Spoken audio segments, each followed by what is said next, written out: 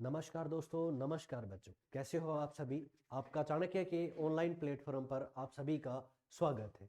देखिए, अपनी बात कर रहे थे पशु परिचर भर्ती के बारे में और उसमें अपने जिक्र कर रहे थे विभिन्न पशुओं की नस्लों के बारे में। तो उसी क्रम में अपने स्टार्ट करते हैं किसके बारे में पढ़ना। जैसा कि आप स्लाइड में देख पा रहे हैं, अपने बात करेंगे मुर्गी की नस्लों के बारे में जिक्र करेंगे।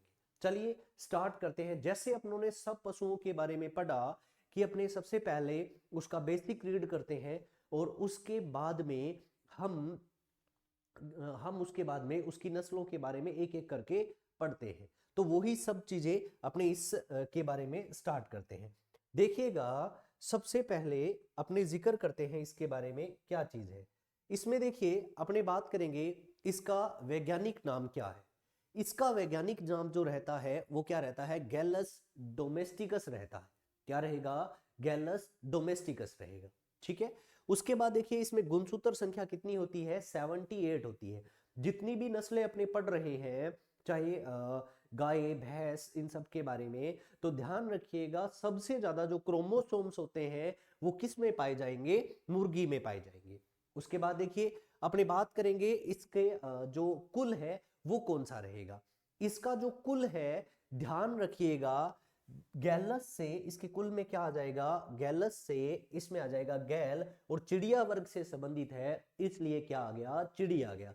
तो इसका कुल कौन सा रहेगा, गैल चिड़ी रहेगा, या इसको अपने फेसियोनिडी के नाम से भी जानते हैं। गैल चिड़ी या फेसियोनिडी के नाम से भी जाना जाता है। चलिए आगे बात करते हैं।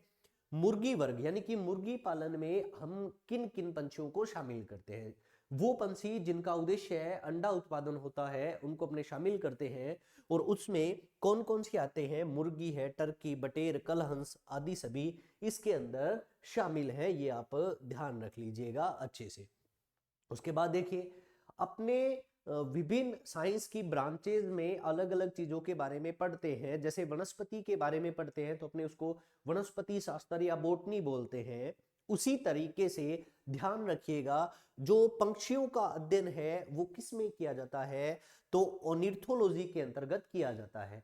ऑर्निथोलॉजी के अंतर्गत किया जाता है, ध्यान रखना है। उसके बाद देखिएगा, अपने बात करेंगे उद्भवन काल की। अंडे का उद्भवन काल अलग अलग पंछियों के अंतर्गत। तो सबसे पहले आप ये कहेंगे कि सर ये उद्भवन काल होता क्या है। उद्भवन काल इनक्यूबेशन पीरियड है। क्या है, इनक्यूबेशन पीरियड है। अब देखो, इनक्यूबेशन पीरियड या उद्भवन काल का मतलब क्या होता है। इसका मतलब ये रहता है कि अंडे में चूजे का जो विकास होता है, अंडे में चूजे के विकास होने में जो समय लगता है उसे हम क्या कहते हैं, उसे हम उद्भवन काल कहते हैं। तो ये अलग अलग पंछियों में अलग अलग रहता है। जैसे मुर्गी में 21 दिन होता है, मुर्गी में कितने दिन रहेगा, 21 दिन रहेगा। तो आप ये चीज ध्यान रखिएगा, मस्कवरी जो बतख है, कौन सी बतख है, मस्कवरी जो बतख है, इसमें अंडे का उद्भवन काल 32 से 35 दिन रहता है। और मुर्गी में ये उद्भवन काल कितना रहता है, 21 दिन रहता है। बतख और टर्की के अंतर्गत ये 28 दिन रहता है, और बटेर में कितना रहता है, 18 दिन रहता है। ठीक है, इनको अच्छे से ध्यान रखना। मुर्गी के बारे में पढ़ रहे हैं तो मुर्गी में कितना है, 21 है। सबसे ज्यादा मस्कवरी बतख में है, कितना है, 32 से 35 दिन है। ठीक है, ये आपको अच्छे से क्लियर कर लेना है। उसके बाद देखिएगा, मुर्गी के शरीर में अंडा बनने में लगा समय, यानी कि मुर्गी के शरीर में अंडा बनने में जो समय लगता है वो लगभग 24 घंटे लगते हैं। ठीक है, अंडा बनने में कितना समय लगता है, 24 घंटे लगते हैं। इस चीज को आपको अच्छे से क्लियर कर लेना है। आगे बढ़िएगा, मुर्गी के अंडे सेने का उपयुक्त समय। ठीक है, अंडा सेना क्या है, तो देखिएगा, जब अंडे में चूजे का विकास हो रहा होता है तो हमें अंडे को एक उचित टेम्परेचर देना होता है। ठीक है, जिसे अंडे का सेना बोलते हैं। तो अंडे के सेने का जो उपयुक्त समय है वो कौन सा होता है, वो फरवरी और मार्च होता है।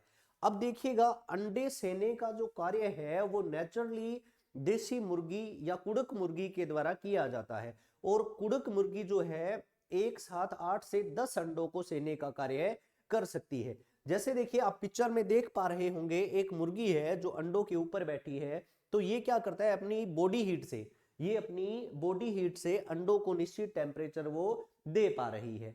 ठीक है, इसे अंडों का सेना कहते हैं। अब देखिएगा, आपके मन में ये क्वेश्चन आ रहा होगा कि सर यदि अंडों की संख्या बहुत ज्यादा हो जाए तो क्या 10-10 अंडों पे अलग अलग मुर्गियों को बिठाएंगे क्या? तो ऐसा नहीं होता। टेक्नोलॉजी का जमाना है, तो यदि मात्रा में अंडे अधिक हो जाते हैं तो उनको सेने के लिए मशीन्स का यूज किया जाता है, जिसको हम बोलते हैं इनक्यूबेटर। यानी कि कृत्रिम विधि से अंडों को किसके माध्यम से सिया जाता है? इनक्यूबेटर्स के माध्यम से आ जाता है। चलिए अपने बात करते हैं उसके बारे में क्या है। आप देख पा रहे हैं, कृत्रिम विधि से इनक्यूबेटर के माध्यम से अंडों को सेया जाता है, और जिसमें एक साथ 3000 अंडों को सेने का काम हो जाता है। जैसे कि आपके सामने ये पिक्चर है, तो आप देख पा रहे हैं ये पिक्चर किसकी है? ये इनक्यूबेटर मशीन की है, जिसमें हम क्या कर सकते हैं? टेम्परेचर और आर्द्रता को कंट्रोल कर सकते हैं, ताकि अच्छे से अंडों का सेने का कार्य हो सके। तो अपने से ये पूछा जाता है कि इसमें जो टेम्परेचर होता है वो कितना रखा जाता है? तो इनक्यूबेटर में अंडों को सेते वक्त जो टेम्परेचर होता है वो 100 डिग्री फ़ारेनहाइट रखा जाता है, और जो आर्द्रता है वो कितनी रखी जाती है? 60% रखते हैं। चलिए आगे बढ़ेंगे। उसके बाद देखो, अंतिम 3 दिन में, यानी कि लास्ट समय में जो तापक्रम है वो थोड़ा कम कर दिया जाता है चूजे के विकास के लिए। वो कितना रखा जाता है? 95 से 98 डिग्री फ़ारेनहाइट किया जाता है, और आर्द्रता कितनी रखी जाती है? 70% के करीब रखी जाती है। ये बातें आप ध्यान रखना। अब यदि ये चीज क्लियर करना, यदि इंक्यूबेटर में टेम्परेचर ज्यादा हो जाए तो क्या होगा? यदि इंक्यूबेटर में टेम्परेचर ज्यादा हो जाए तो चूजे मृत हो जाएंगे, ये चीज क्लियर करनी है। इसके अलावा आप ये ध्यान रखना, यदि टेम्परेचर कम रह जाए तो पैदा होने वाले जो चूजे हैं वो दुर्गंधित होंगे। कैसे होंगे? दुर्गंधित होंगे। तो इन सब बातों को आपको अच्छे से क्लियर करना है। इंक्यूबेटर का टेम्परेचर कितना होता है, आर्द्रता कितनी होती है, ये बातें आप याद रखने की कोशिश करेंगे। नेक्स्ट देखिएगा, अंडे की गुणवत्ता जांच करना। देखो क्या चीज है, अंडे की गुणवत्ता जांच करना जरूरी होता है। ऐसा नहीं होता कि आप मान लीजिए अंडे को इंक्यूबेटर में रखा और आप सीधा मान लो 21 दिन तक रखा और 22वें दिन आप सीधे चूजे प्राप्त करेंगे उनसे। ऐसा नहीं होता। ठीक है, तो यानी कि बीच बीच में अपने को उसकी जांच करते रहना पड़ता है कि उसके अंदर का जो भ्रूण कहूं या मैं यहाँ कहूं चूजा है वो सही है या नहीं है। ठीक है, तो गुणवत्ता जांच की जो विधि होती है उसको कैंडलिंग कहते हैं। क्या बोलते हैं? कैंडलिंग बोलते हैं। जो कि ये विधि 7वें से 14वें दिन गुणवत्ता की जांच की जाती है। अब अपने से ये पूछा जाए कि सर ऐसा क्या है, आप थोड़ा विस्तार से बताने की कोशिश कीजिए, या विस्तार से बताइए।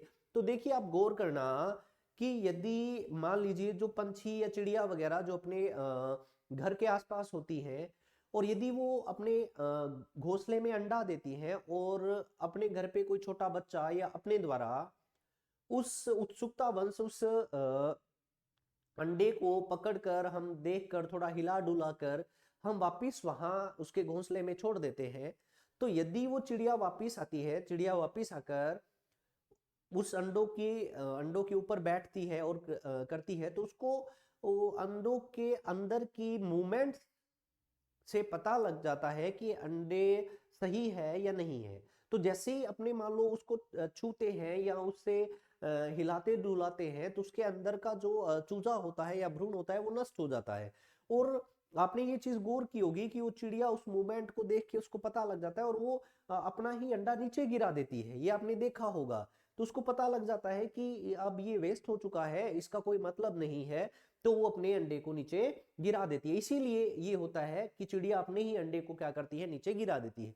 क्योंकि देखिए वो जितना पंछी वो छोटा होता है, तो उसका अंडा उतना ही क्या रहेगा? सॉफ्ट रहेगा, जिसके कारण ऐसा हो जाता है। तो मुर्गी में भी क्या होता है कि मुर्गी जब अंडों को सेती है, उनके ऊपर बैठती है, तो उसको अंडों के अंदर की मूवमेंट से ये पता लगता रहता है कि कौन सा अंडा के अंदर चूजा है वो सही है। तो वो सब चीजें, अब इंक्यूबेटर में मुर्गी तो है नहीं, तो उसकी जांच अपने को खुद ही करनी होती है। ठीक है, तो जांच करने की जो विधि रहती है उसको हम कैंडलिंग बोलते हैं। क्या बोलेंगे? कैंडलिंग बोलेंगे। होता क्या है, बड़ी बड़ी मैं आपको समझा देता हूं। जैसे यहाँ पिक्चर में है, तो पिक्चर में मैंने ये दिखाया कि एक लाइट में अंडे को रखते हैं और उसके अंदर की स्ट्रक्चर अपने को दिखाई देती है। यदि हमें इस अंदर अंडे के अंदर कहीं रक्त का धब्बा, ब्लड स्पॉट दिखाई दे, या ये जो इसमें चूजा है ये एक साइड में लगा हुआ दिखाई दे, तो अपने को समझ जाना है, या कोई क्रैकिंग दिखाई दे तो अपने को ये समझना है कि ये खराब हो चुका है, वेस्ट हो चुका है। ठीक है, तो ये चीज अपने को ध्यान रख। अपने कैसे करते हैं, तो इसमें ये रहता है, ये तो आजकल आधुनिक जमाना है, टेक्नोलॉजी का जमाना है, तो मैंने पिक सेलेक्ट की है कि सीधा मोबाइल से ही देख पा रहे हैं। तो अपने को कमरे की लाइट ऑफ कर देनी है, कैंडल यानी कि मोमबत्ती को जलाना है, उसके ऊपर एक इस तरीके का बॉक्स सेट करना है और बॉक्स के ऊपर क्या रखना है? अंडा रखना है। ठीक है, यानी कि छिद्र निकालते हुए, और उस कैंडल को जब अपने जलाएंगे तो उसका प्रकाश उस अंडे पे पड़ेगा और अंडे के अंदर की संरचना अपने को क्या है? अच्छे से दिख जाएगी। इस तरीके से जांच करने की विधि को क्या कहते हैं? कैंडलिंग बोलते हैं। इसके अलावा ध्यान रखना, इंक्यूबेटर में रखा हुआ जो अंडा होता है उसको दिन में 4 से 6 बार तक क्या रहते हैं? घुमाते रहते हैं, ताकि उसको जो टेम्परेचर है वो प्रॉपर सभी सतहों से मिल पाए। ठीक है, तो इन बातों का अपने को अच्छे से ध्यान रखना है, चूजे का अच्छे से विकास हो पाए इसलिए। नेक्स्ट देखिएगा, ब्रूडिंग क्या होता है। ये भी बहुत अच्छी टेक्निकल एक टर्म रहती है ब्रूडिंग वाली, इसके बारे में भी अपने को अच्छे से ध्यान रखना है। क्या है ये ब्रूडिंग की टर्म? देखो, आप ये देखेंगे कि हैचिंग के बाद, अब ये कहेंगे सर हैचिंग क्या होता है, समझिएगा। एक तो होती है लेइंग और एक होता है हैचिंग। मुर्गी के अंडा देने की जो प्रक्रिया है, मुर्गी के अंडा देने की जो प्रक्रिया है उसको लेइंग बोलते हैं। क्या बोलेंगे? लेइंग। और उस अंडे से चूजे का बाहर आना, उस अंडे से चूजे का बाहर आना, उसको हम किस नाम से जानते हैं? हैचिंग के नाम से। तो आप ये गौर करना कि जैसे ही जो अंडा है उससे चूजा बाहर आया, तो वो बाहर के इन्वायरमेंट के अनुरूप नहीं होता है, उसके पंखों का विकास अभी ठीक से नहीं है, वो सब चीजें हैं।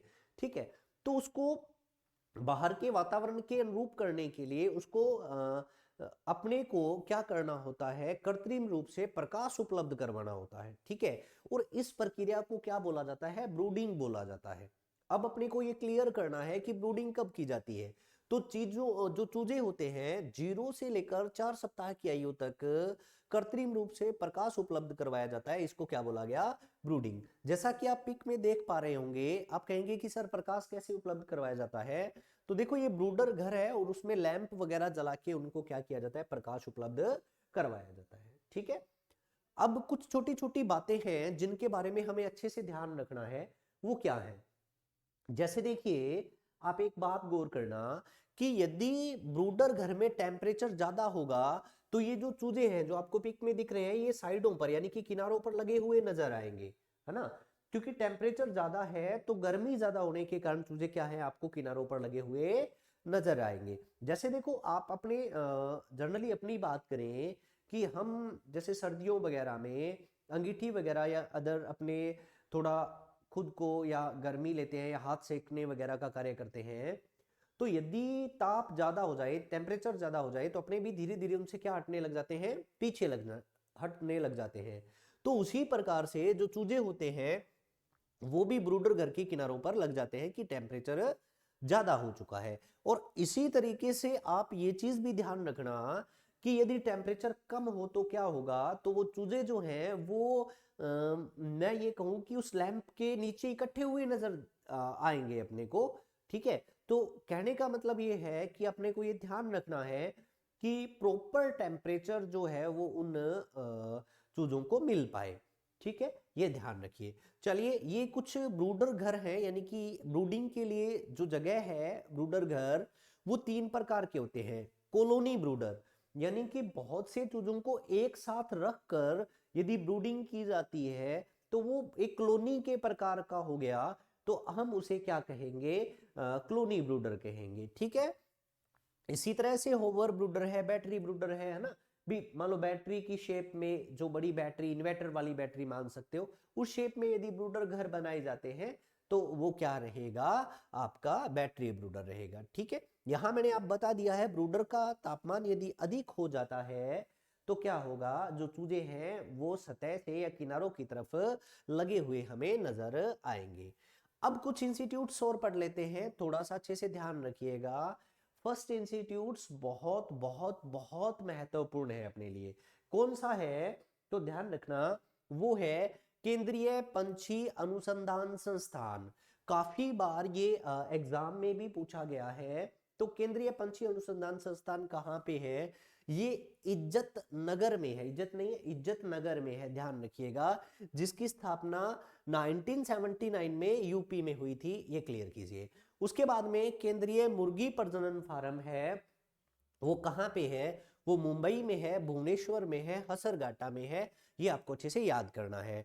भारत में मुर्गी पालन सर्वाधिक कहाँ होता है, तमिलनाडु में होता है। और अंडा उत्पादन सर्वाधिक कहाँ होता है, आंध्र प्रदेश में होता है। ठीक है, इसके साथ साथ आपको ये ध्यान रखना है कि राजस्थान में अंडा और मुर्गी पालन का यदि पूछा जाए तो वो कहाँ होगा, अजमेर में होगा। और हमें पता भी है कि अजमेर को अंडों की टोकरी के नाम से जाना जाता है।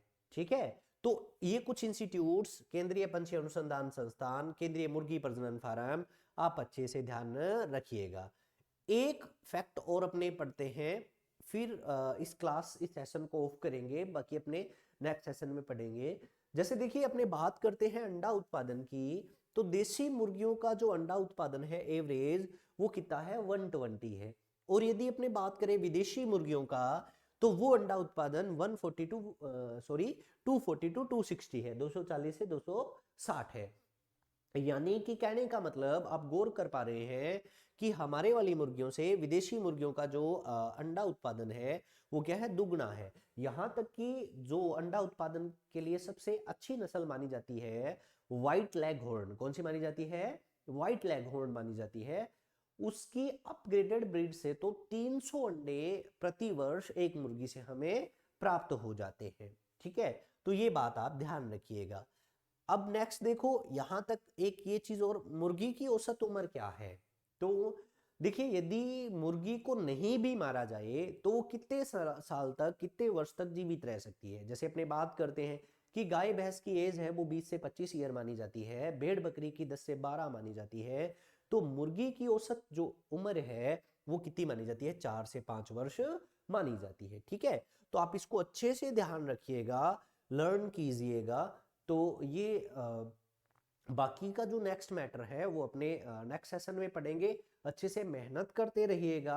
आज के लिए इतना सा ही, आप सभी का धन्यवाद। थैंक यू भी।